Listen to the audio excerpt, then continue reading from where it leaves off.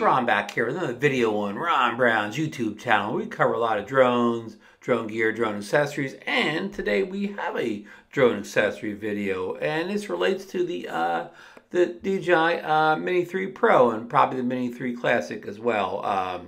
Did they call it the Classic? Just the Mini 3, sorry. That's the Mavic 3 Classic.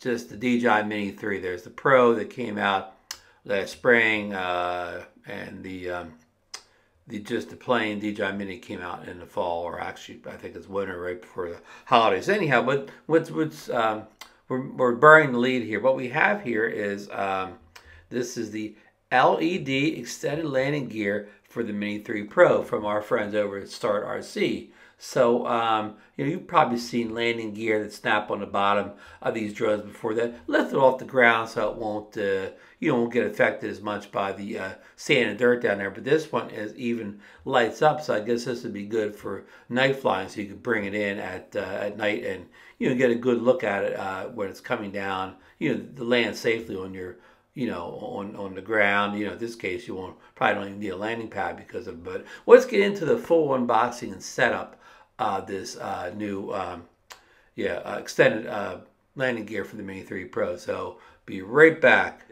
All right, here I've for the interest of time here, I've cut this open here so we can get it open a little bit faster here. Just going around the box here, there's a StartRC branding. I've already read you the description. LED stand landing gear for the Mini 3. Here's some Chinese characters there, and on the back here it just shows you a picture of the product, the drone, and the product, and the product on the drone or whatever. So and just the usual stuff here where it's made, made in China, of course. So okay, let's get this product open here and see if this is the correct end I've cut open, or did I cut this end open?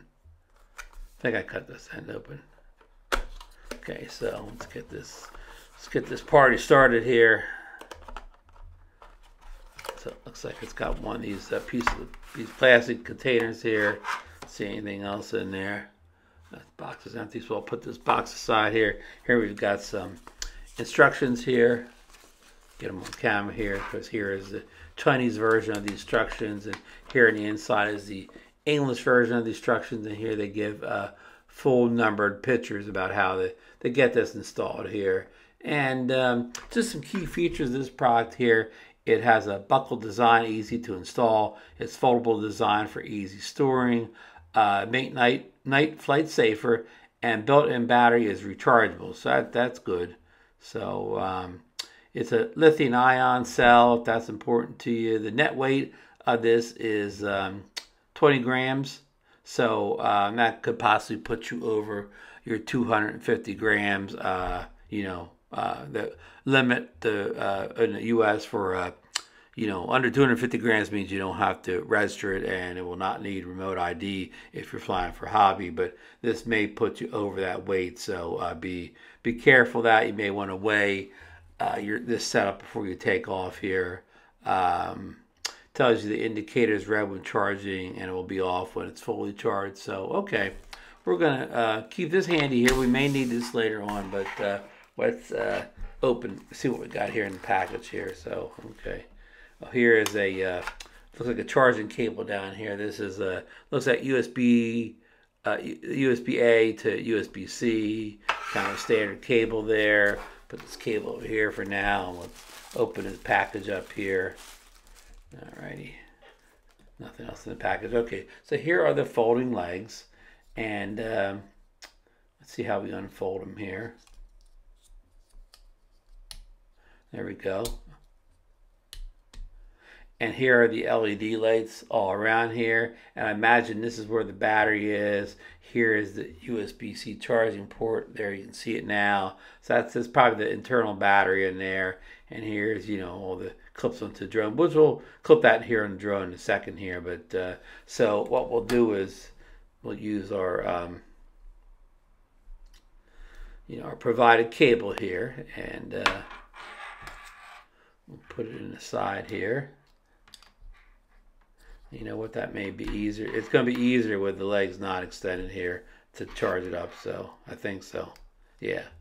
Okay, so now it's all the way in there. So you would just put this into any of your standard USB charging ports and charge those lights up here. Now, I didn't see where there was an on-off button for this. We'll probably have to check the instructions there. I do not see an on-off button any place.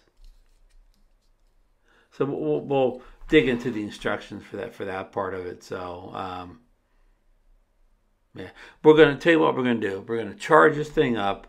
We're going to figure out how to turn on, and then we're going to show you how to install it on the Mini 3 Pro. So is that a deal there? So hang in there. Go grab a soft drink and maybe some chips or pretzels, and we'll come back here in a second. Okay. We have the landing gear, the lighted landing gear for the DJI Mini 3 Pro. We have it all charged up, and let's open this thing up again here.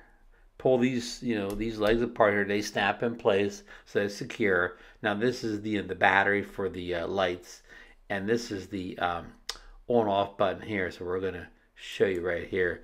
It can blink real fast like that. Let me turn the lights off. Real fast like that. You can hit it again, and it'll blink, slower, and then one more click, and it'll stay on the whole time.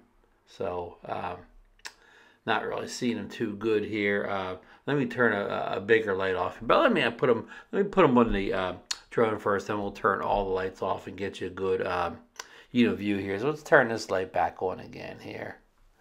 And okay, let's turn this off.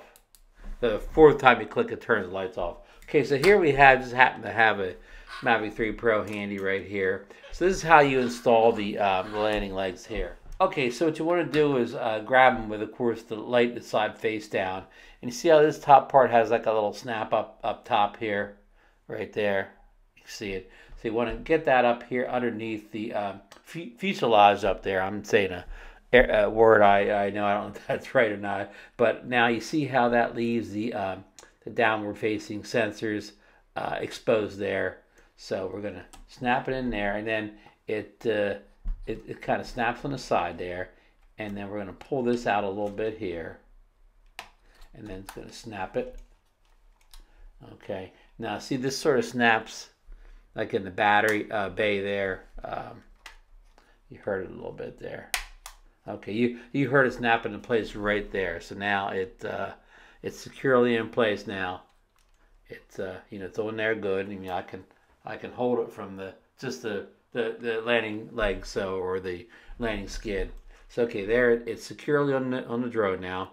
And you see how that raises the camera off the desktop there. You can get like what we demonstrated, the wide angle lens. So the wide angle lens will fit all the way across underneath there now that we have the extending legs on. The drone acts like it's on here. This thing's moving around a little bit, but it's not. So that's why stuff like these extended landing legs are good is when you land on any surface. We'll say the sand, gravel, dirt. It keeps the camera and the gimbal raised above, to a certain level that they may not get that debris inside either the camera lens or the the gimbal mechanism, which would be bad both ways. It's just some cases where a lot of people like to use landing pads, but there may be a situation where like it's too windy, the landing pad won't stay down, and maybe you're on a type of surface where you can't peg it in, or you don't have the pegs for your landing pad. Then something like this may get you by. And I know a lot of people like to hand catch too, but there could be scenarios where hand catching is not the best option either. So this landing legs is kind of a kind of compromise cat 8 there between hand catching and using a landing pad. And sometimes I have my landing pad out and I land on, and I have the landing legs on. Double protection, kind of like wearing belts and suspenders. And even when I land in the street sometimes, even like a cement or blacktop surface, could always be a dust and debris there too. So, it can't hurt. And now, will this cause a little wind drag when you're flying along, especially if it is windy? Yes, it will cause some minor wind drag depending on the wind. Now, I mean, if it's less than 5 miles per hour wind, it won't hold you back much. Again, maybe you won't be able to fly quite as fast, and maybe it'll battery go down a little bit lower. Now, if you're trying to fight a 20-mile-per-hour wind, then you'll probably see more effect on the performance with these landing legs on. So, make your decision whether the landing legs are an option depending on the wind conditions during your flight. And we've said this once before, but we'll say it again because you always see a whole bunch of comments. This landing leg, it could possibly put you over the 250-gram weight requirement to not have your drone registered or use remote ID in the United States. So it could. I don't have a digital scale here, and even if I did, somebody would say their scale weighed differently. So get your own scale out and weigh it before takeoff. I mean, if you're really into not registering a drone and not doing one remote ID, then don't even bother with this if it if you think it may put you over, whatever. But I'm Part 107. I'll have my number on my drone, and that stuff doesn't really concern me. So that's all I'm going to say on that. It will just, for the third time, it may put you over 250 grams. So there you go. So let's turn all the lights off in the room here and see what it looks like in night conditions. So hold on. So we're really kind of in the dark here. So we're gonna turn this thing on now.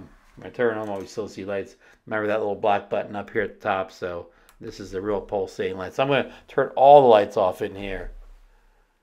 So there you go. Now you can't see the colors. Well, there you can a little bit. You can see the reflection of the table, but you can see the colors a little bit there. Now I said the second one, it goes a little slower.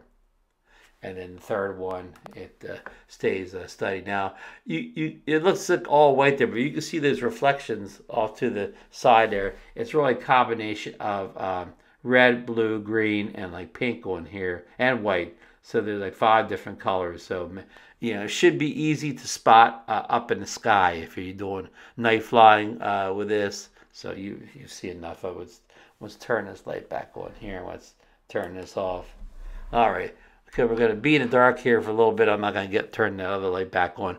But what I was saying is, if you're planning on flying at night and you have your, of course, you need your little light on the top there, the 3 statute miles light, so other aircraft can detect you in the air. And then these lights on the bottom of the drone will help you see the drone from the ground. As a pilot, you'll be able to spot those lights easily, so you know where you are in the airspace and know where you are when you need to land. But the light you put on top there, that is for other aircraft to see that you're in the area. And of course, I just happen to have another great product by our friends over at StartRC. This is the strobe light, and this is a 3 statute mile strobe light that can be put on top of a drone with a little piece of Velcro there. You charge it up with a USB-C connector, so you could put that on there. So that would get you, it would satisfy the 3 statute mile drone light, that are part of the FAA Part 107 rules, and I believe those are the same rules for the hobbyists too. Don't quote me on the hobbyists, but for Part 107, we need a 3 statute mile beacon light on top of the drone there. And again, the lights on the bottom are not required, but it comes in very handy for you trying to get your drone back to you, because I said this light needs to be on top. This is for other aircraft. This isn't necessarily for you. It's for the other people. But the light in the bottom can be for you. So a pretty good setup there by StartRC. I think this would be a pretty good night flying drone, because it does have the 1.7 wide aperture there, so it's going to leave a lot of light in on the camera. And you can crank the ISO up.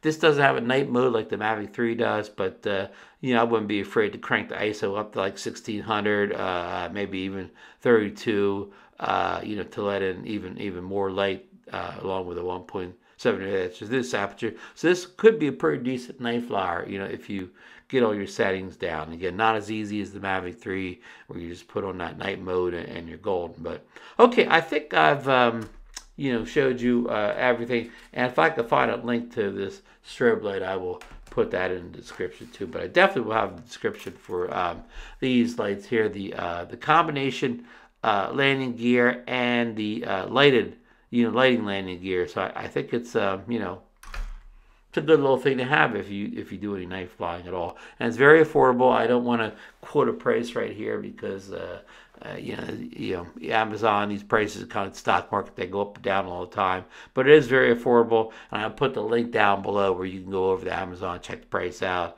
and see if you want to purchase something like this for your night flights. And that wraps up the video here. I'm gonna say my goodbyes here, but don't forget, leave a thumbs up for this video if you got anything out of it or enjoyed it. Subscribe to the channel if you're not already a member. Membership's free right now, and ring that bell notification so you'll know when I post more drone videos on the channel, or just more tech videos in general. So please consider using any of my Amazon affiliate links. I get a small commission off anything you purchase through those links. So that's about it, folks, and we will see you on the next one. Just back for just a quick little segment before we finally end this video for good.